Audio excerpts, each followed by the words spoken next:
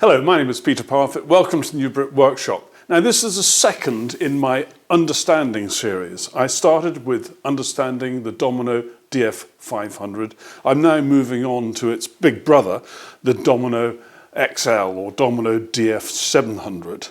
And in this video I'm going to describe the machine to you, show you how it should be used, give you an idea of what are the typical applications with this machine, but I'm also going to refer back to the DF500 because it's important that the two machines are compared.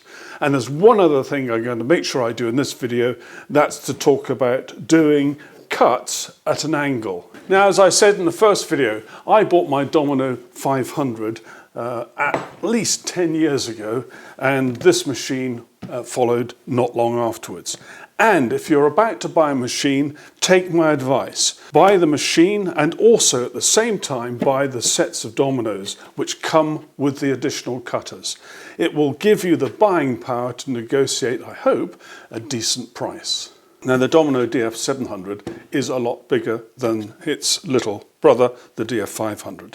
It weighs more, and the reason for that is it's using cutters which are far bigger, and those cutters can cut far deeper. And overall this machine has more capability than its sibling. Now there are 4 cutter sizes. There are 8mm, 10mm, 12mm and 14mm. And the machine can cut to depths from 15 up to 70 millimeters deep. So you're able to use some pretty substantial dominoes. This is a 140 millimeter long 14 millimeter domino, and you could see a couple of those would be just what you need for a barn door, or maybe for some bespoke wood trusses that you want to get absolutely spot on. I think most people are familiar with the concept of the height that you're going to do your cut, and this can be adjusted with this machine from 10 up to 50 millimeters, and that's a greater range than the DF500. Now this time the quick stop, which is here, if I lift this up, is calibrated from 10 up to 40 millimeters, and that is no longer the thickness of the stock as it was on the DF500. This is the actual distance from this plate here to the center of the cutter. And that is the same measurement that you get from this gauge. Whereas on the DF500, this gauge gave you the exact measurement from that plate to the center of the cutter, and this gauge on the DF500 gave you the thickness of stock. So now these two are the same. There are 2 slot widths, and the slot width adjuster is here. I always try and use it in the narrow setting. You know my views on that. And when you buy the machine, it comes with one cutter, 12 millimeters in diameter. It comes with the extra stop, which incidentally is identical to the one on the DF500.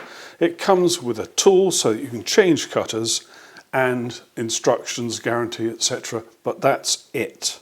Now, if you already have the DF500 and you've bought the accessories that go with it, like the trim stop and the cross stop, then you'll be pleased to know that these work on this machine in exactly the same way, so you don't need to buy a different version. These work on both machines.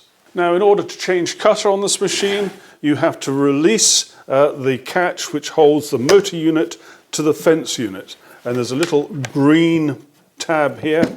Use the tool underneath there, lift up like that, and that allows that to slide off.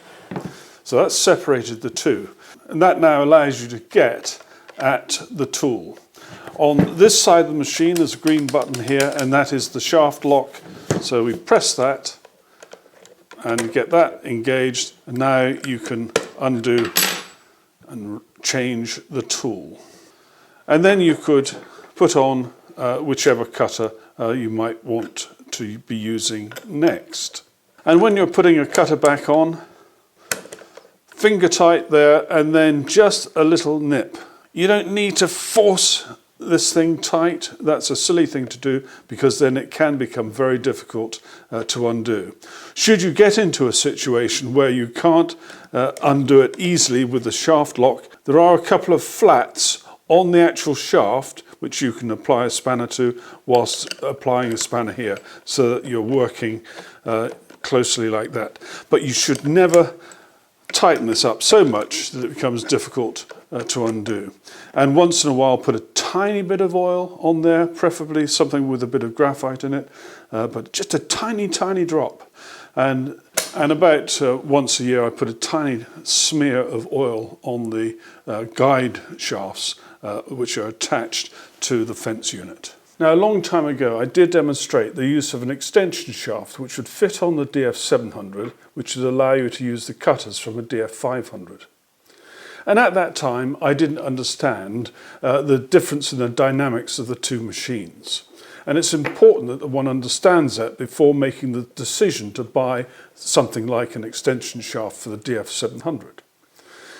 Now, the DF500, because it's using smaller cutters, the cutter speed is higher, and also the rate at which the cutters move from side to side is different from that on the DF700. Cutter speed is slower here, and that rate of traverse is slower. Chip load is important, and it's my understanding that the chip load, if you're putting a smaller cutter on here, is going to be wrong.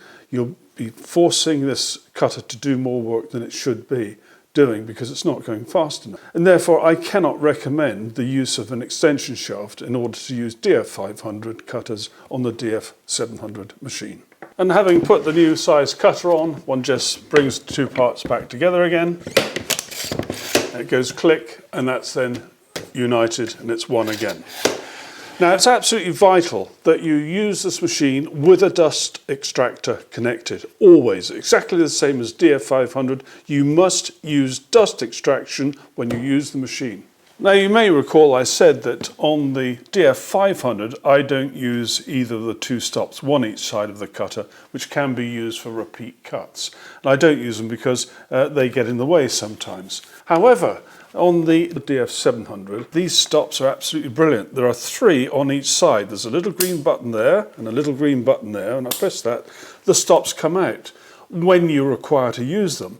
And if you don't need them, you can push them back in. You might just push 4 of them back in, leaving 2 exposed. Or you might wish to have 4 exposed. And when you don't need the stops, you can have them completely out of the way, and that's the way I like to have my machine if I'm not using stops at all, because then you don't accidentally catch a stop on something when you're about to do a cut. Now, setting up for a cut on the DF700 is exactly the same process as it is with the DF500. First of all, make sure you've got the correct cutter for the piece of work you're doing.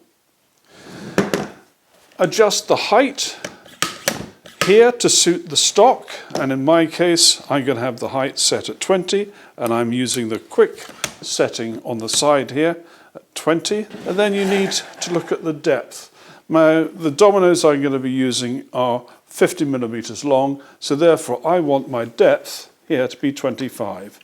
So I set that to 25. And this depth gauge here goes from 15 to 70 millimeters in 5 millimeter increments. And I've set that on 25. So I've got my depth set, I've got my narrow setting, which I always like to use, I've got my height set, I've got the correct cutter.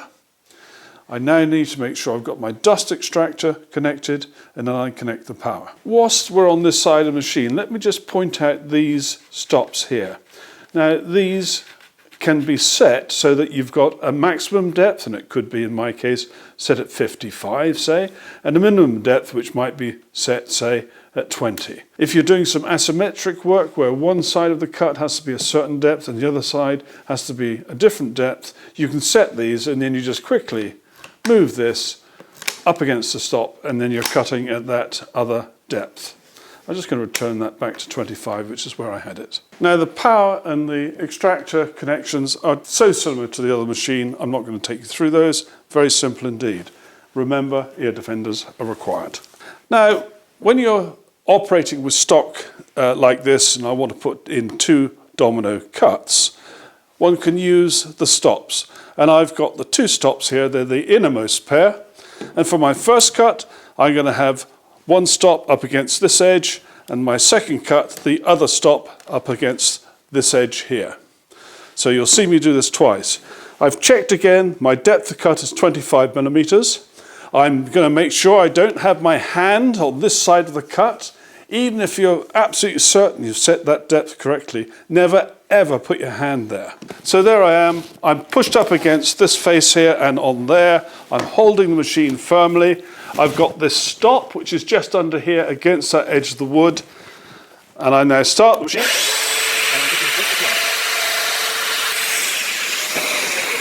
And I'm going to do the second cut straight away using the other stop on the other side. Now, when it comes to the speed of the plunge, remember these cutters are bigger. Therefore, you need to take it just a little bit more slowly than you might do with the DF500. And there are my first 2 slots. Now, when you're doing quite deep slots, you'll find that you will get a little bit of dust left in there, and just get used to tapping that last little bit of dust out. And in order to put the 2 domino slots in this mating piece of wood, I can do this without any fuss. Again, the stop that's here is against the edge of the piece of wood. I'm holding it firmly.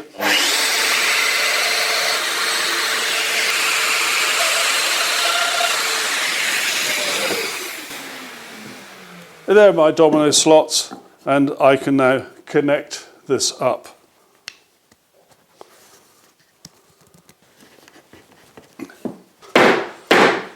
And so there's the joint done. Now I've made 2 45-degree cuts of these pieces of wood so that they come together at a right angle. And I'm going to use a pair of dominoes in here in order to strengthen this joint. Now again, these are 8mm dominoes. They're actually the same ones I used just now. I just take them out and use them again. Now when you're planning a joint like this, you need to work out where you want the domino to go in. And generally speaking, you'll want it closer to this top edge here than you do to this bottom edge here because of the depth requirement of the domino. And so I'm going to set this up with the height gauge here. So that's minimum there. And I'm going to then set this at 45 degrees. There is a detent for 45 degrees, which is there. So that's now set at 45 degrees, and that's in the minimum setting. And that now, when I bring this in like so, we'll bring that in as close to this edge here as I can get it. Now the trick when you're doing these angled cuts is to make sure that this face here is firmly on the surface here, and also make sure that the face here, where the cutter comes from, is absolutely in contact with the target edge. And it's not as easy as a regular cut, so you just got to take your time to set the machine up, make sure you're happy, and then hold it very still in place as you do the cut. Now again, I'm going to check. I've got the cutter size I want, I've got the height set correctly, I've got my angle set correctly at 45 degrees, I've got my depth of cut here at 25 millimeters, and I've got my slot width on the narrow setting. So I'm ready to do my cut, and again I'm going to use the 2 stops, 1 on each side, to judge where my 2 slots are going to go. Gear defenders on, and remember this is absolutely essential. Don't get your fingers under there, because more often than not when you're doing one of these angle cuts, you find that you accidentally have the depth too great, even though you've done your best to avoid it. So don't have your fingers under there at all.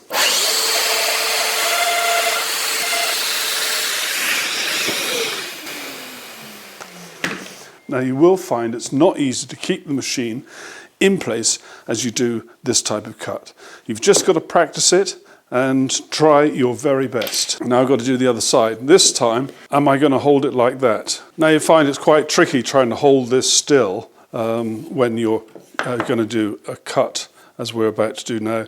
So I'm putting it on my bench using one of these Festool clamps, pushing it up nice and tight. So that's going to hold that pretty securely. Ear defenders on, same procedure as before, up against the stop.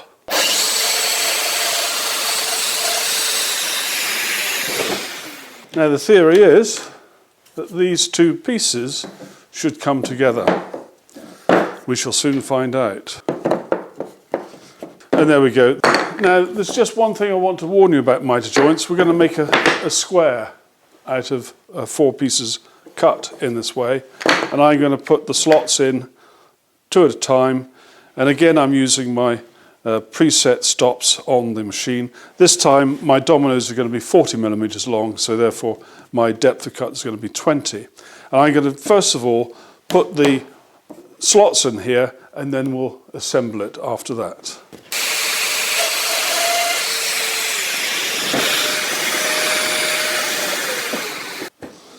I'm now going to assemble it. Right, just got to put the last one in. I don't know if you can see the issue I now face. I've got this to go in like that. Well, you could sort of force this apart and try and get that in there, but that is the wrong way to do it. Trust me, if you're going to put in joints like this, you have to think about it in advance. And what you need to do is get that and that set up, and then you bring these two together so that these two dominoes are parallel, and they can then fit in the slots to complete the joint. If you go 1, 2, 3 and then try and fit the 4th one, you'll end up in trouble. Believe me, I've been there, done that. Take my advice. Now, if you find when you've made your joints, whether it's with the small DF500 or the DF700, they're not quite coming together as they should, then don't blame the tool.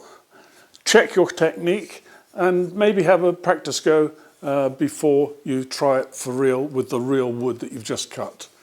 The big machine is a little more difficult to hold it absolutely steady when you're doing a more complex joint like these miter ones, and so you really do need to work out a scheme where you can actually hold the machine tightly against the wood and make sure it doesn't move relative to the wood where you're putting the slot. Now, I hope you can see from that very short demo that this machine is operated in essentially the same way as the smaller DF500. However, the question I get asked so many times that if I had £1 or even $1 for every time I've been asked it, I would be a very rich man now. Often people say to me, do I buy this one or do I buy that one? Do I buy both machines or what should I do? And there's no easy answer, but I'm going to try and take you through the process of making a decision. First of all, let me tell you that I use this machine far more than I do this one. I could not do without this one because sometimes I make things which are so large this is the only sensible way of producing the right size domino joints. So I need them both. But this is 85, maybe 90% of the time, and this is the other 10 or 15% of the time. What am I using this for? I'm using this for furniture in the house, little tables, chairs even, no problem at all. And also for cabinet work. I don't have a biscuit jointer anymore. I sold that in order to afford to buy this. And so I'll use this for cabinet work as well. Now, this machine comes into its own when you're doing bigger stuff. Now, if I'm making doors, and I do make the odd door now and again, and this is the machine I turn to produce the frame of the door, and also actually for the door frames themselves as a separate entity. If I were building a new barn today, I would probably make the roof trusses and joint them using this machine because I really do like to have my woodwork pretty precise, and things come together so much better if everything is nice and accurate. And so I'd probably use this for doing the roof trusses, doors on barns, absolutely super, and some of the framing as well where it's important. Now, I hope this description of the DF700 has helped you, and also I hope that last little bit where I compared the two machines will give you a bit of insight into which machine you might like to buy first. I can't work without both machines, but if you're going to get one on its own, you're probably going to buy this one first and this one next. Many thanks for watching. Take care. Bye-bye.